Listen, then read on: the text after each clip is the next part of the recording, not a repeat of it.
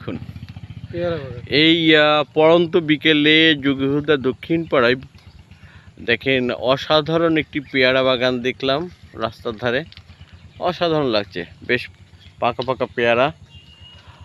আবার এই পেয়ারা বাগানটার পাশে অসাধারণ একটি তাল গাছ, বিশাল সুন্দর তাল, প্রায় পাকা অবস্থা। তাল পাকবে কিছুদিনের মধ্যেই, তাই না? তাল দেখে তো আসলেই খুব চমৎকার তাল ধরে আছে দেখেন। এই তালগুলো যখন পাকবে অসাধারণ লাগবে। তা যাই হোক, ক্ষেত খামার আসলে মানুষকে শুধু আনন্দই দেয় না, অর্থও দেয়। এখান থেকে এই একটা আনন্দ দেয়। এই যে একটা তাল গাছ, এটাও আমরা দেখলাম, কত সুন্দর কালো কালো তাল ঝুলে আছে।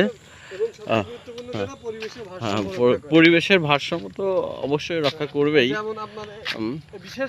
আমরা দেখছি এখন পেয়ারা গাছ, মিনিমাম কপোতাক্ষের পাশে যে পেয়ারা গাছ, পেয়ারা গাছে এই যে পলিথিন দিয়ে, প্রতিটি পেয়ারা গাছের পলিথিন দিয়ে আটকানো আছে পেয়ারাগুলো।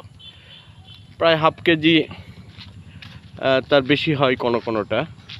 তা পেয়ারা বাগান করেও আপনি আসলে লাভবান হতে পারেন। তো যোগীহুদা এই ভদ্রলোকের নাম জানি না, যদিও আমরা ঘুরতে এসেছি আজকে। এই যে পেয়ারা বাগান আপনাদের নিজে দেখানোর চেষ্টা করতেছি। এই যে পেয়ারা বাগান, কত সুন্দর পেয়ারা বাগান দেখেন। তবে এর যে উপরে বিশেষ করে পাতা যাতে বা আগা যাতে বড় না হয়, এর জন্য কেটে কেটে গোড়াটা, বিশেষ করে পেয়ারা গাছের গোড়াগুলো খুব মোটা হয়েছে। লাল পেয়ারাও মনে হচ্ছে আছে, ওই যে লাল পেয়ারা ঝুলে আছে মনে হচ্ছে। তো যাই হোক, আজকে আপনাদের এগুলো দেখালাম। পাশে যে এগুলোকে বলা হয় কি গাছ, যে গাছ দিয়ে ঘেরা দিয়েছে, এখানে আবার চমৎকার একটা লেবু গাছও দেখছি। চমৎকার লেবু গাছটা হয়েছে, অসাধারণ লাগতেছে লেবু গাছটা। লেবু গাছের পাতা টাতাগুলো সুন্দর লাগছে। এখানে আবার বটবটও সম্ভবত উঠে গেছে, আবার সিম গাছও সম্ভবত আছে।